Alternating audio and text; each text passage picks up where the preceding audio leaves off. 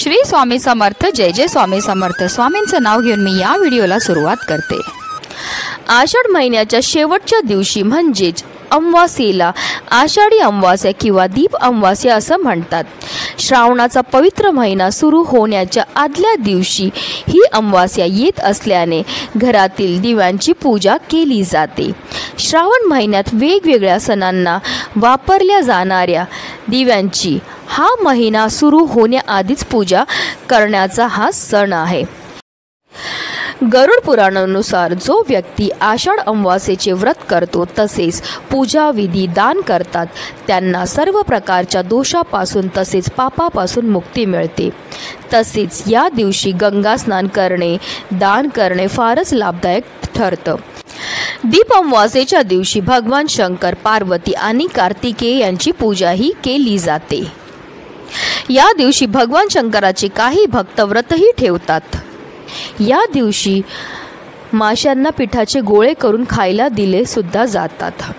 तसंच आषाढ अमावास्येला तुळशी किंवा पिंपळाच्या झाडाला 108 प्रदक्षिणा करण्याची सुद्धा प्रथा आहे। प्रदक्षिणा करताना आपल्याला निरंतर ओम नमो भगवते वासुदेवाय नमः या मंत्राचा जप हा करून 108 प्रदक्षिणा घालायची। जर 108 प्रदक्षिणा घालणं शक्य नसेल तर किमान 11 प्रदक्षिणा तरी तुम्हाला घालायच्या आहेत। तसेच या पवित्र दिवशी पितरांना तर्पण देत पुरणाचा नैवेद्य दाखवतात।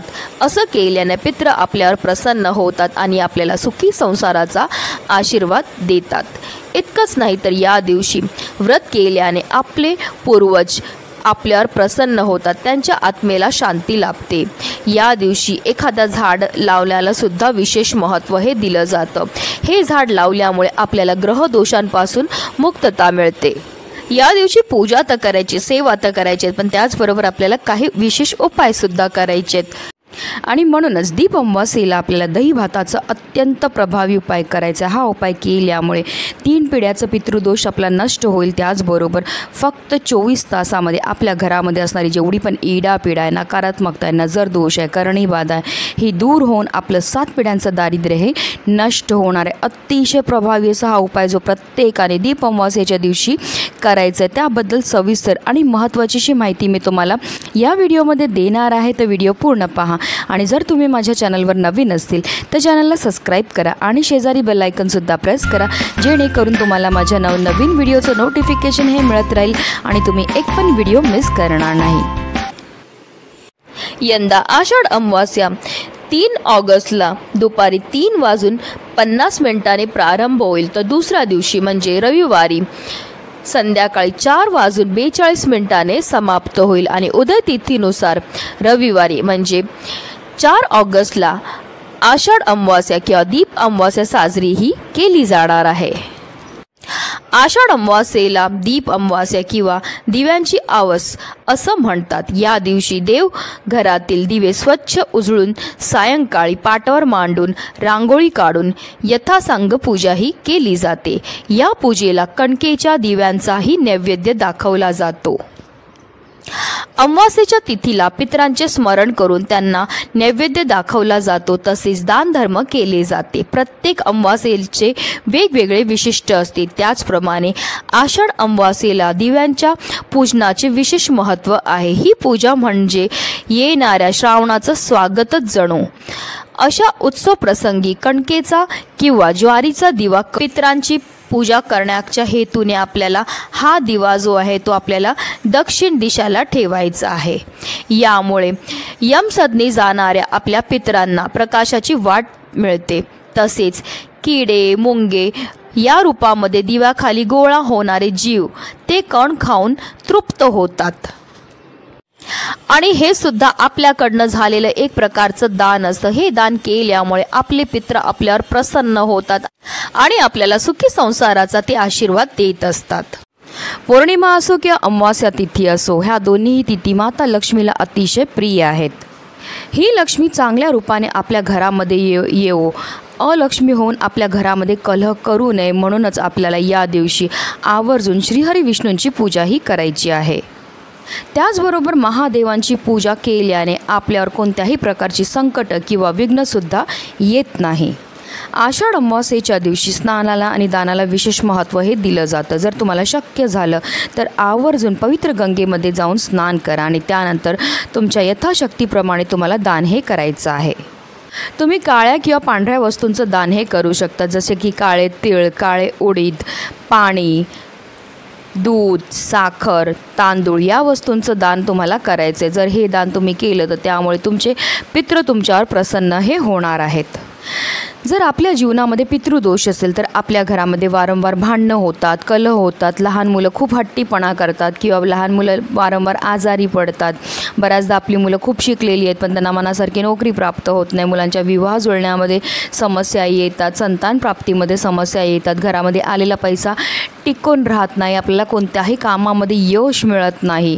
आणि म्हणूनच आजच्या दिवशी म्हणजे अमावास्येच्या दिवशी तुम्हाला जेवढ्यात जास्त आपल्या पितरांकरता सेवा किंवा दान करता येईल तेवढं करायचं. हे दान केल्यामुळे आपल्या कुंडलीमध्ये असणारा प्रखरातला प्रखर पितृदोष हा दूर होण्यामध्ये मदतही मिळत असते. कारण असं म्हटलं जातं की अमावास्या तिथीला आपले पूर्वज ह्या भूतलावर येतात आणि ते आपल्याला पाहत असतात. ते कावळा, कुत्रा, गाय या स्वरूपामध्ये असतात आणि ते आपल्याला पाहत असतात की आपण त्यांच्याकरता कोणत्या सेवा किंवा कोणतं दान हे करत आहेत. आता हा उपाय आपल्याला कधी करायचा, तर हा उपाय आपल्याला आषाढ अमावास्येच्या दिवशी रात्री तुमच्या घरचं स्वयंपाक वगैरे सगळं करून झाल्यानंतर, सर्व तुमचं काम उरकून झाल्यानंतर तुम्ही झोपायला जाणार त्याच्या अगोदर तुम्हाला हा उपाय जो आहे तो करायचा आहे. ह्या उपायाकरता आपल्याला एक वाटीभर भात हा बनवून घ्यायचा. हा भात बनवताना त्याच्यामध्ये आपल्याला कोणत्याही प्रकारचं तेल किंवा मीठ हे टाकायचं नाही. भात शिजवून झाल्यानंतर आपल्याला त्याला एखाद्या प्लेटमध्ये किंवा पेपर प्लेटमध्ये किंवा अगदी द्रोणामध्ये तुम्ही काढून घेतला तरीही चालणार आहे. आता ह्या भातावर आपल्याला 1 चमचाभर दही टाकायचं, त्याचबरोबर चिमूटभर हळद, चिमूटभर कुंकू आणि चिमूटभर आपल्याला काळे तीळसुद्धा टाकायचे आहेत. त्यानंतर आपल्या घरातले जेवढे पण सदस्य आहेत प्रत्येक सदस्यावरनं आपल्याला हा दही भात जो आहे तो उतरवून घ्यायचा आहे. कारण बऱ्याचदा काय होतं ना, आपले लहान मुलं असतात त्यांना नजर लागलेली असते, त्यामुळे सुद्धा ते वारंवार आजारी पडतात, चिडचिड करतात, बऱ्याचदा खाणंसुद्धा खात नाही. तर त्या दोषापासून त्यांना मुक्तता मिळते. त्याचबरोबर आपल्या घरामध्ये एखादा बाधित व्यक्ती असेल, आजारी व्यक्ती असेल तर त्यालासुद्धा त्याच्या आजारपणामध्ये हा उपाय केल्यामुळे फायदा हा मिळत असतो. घरातल्या प्रत्येक सदस्यावर दहीभात उतरून झाल्यानंतर आपल्या संपूर्ण घरामधनं सुद्धा आपल्याला हा दहीभात जो आहे तो फिरवायचा आणि त्यानंतर आपल्या घरामध्ये जे बाथरूम असतं त्या बाथरूममध्ये आपल्याला हे दहीभात जे आहे ते ठेवायचं. एकदा बाथरूममध्ये दहीभात ठेवल्यानंतर तुम्हाला पुन्हा ते बाथरूमचा दरवाजा जो आहे तो खोलता येणार नाही.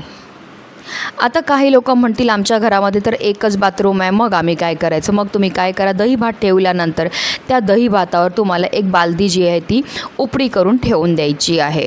अशा रीतीने तुम्हाला हा उपाय जो आहे तो करायचा आहे. संपूर्ण रात्रभर हा भात आपल्याला बाथरूममध्येच ठेवायचा आहे. दुसऱ्या दिवशी तुम्हाला सकाळी लवकर उठायचं, घरातले इतर सदस्य उठायच्या अगोदर लवकर उठायचं आहे आणि न आंघोळ करताच तुम्हाला तो दही भात तिकडनं उचलायचा आहे आणि घराच्या बाहेर जायचं. घराच्या बाहेर गेल्यानंतर तुम्हाला काळा कुत्रा किंवा तांबडा कुत्रा किंवा एखादी गाय दिसली तर त्यांच्या पुढे हा दही भात जो आहे तो तुम्हाला ठेवायचा आहे. आता तुम्हाला कुत्रा पण नाही दिसला, गाय पण नाही दिसली, कावळा पण नाही दिसला, मग काय करायचं? मग एखाद्या झाडाखाली नेऊन ठेवून द्या, जेणेकरून तिथे असणारे पशुपक्षी तो भात जो आहे तो खातील.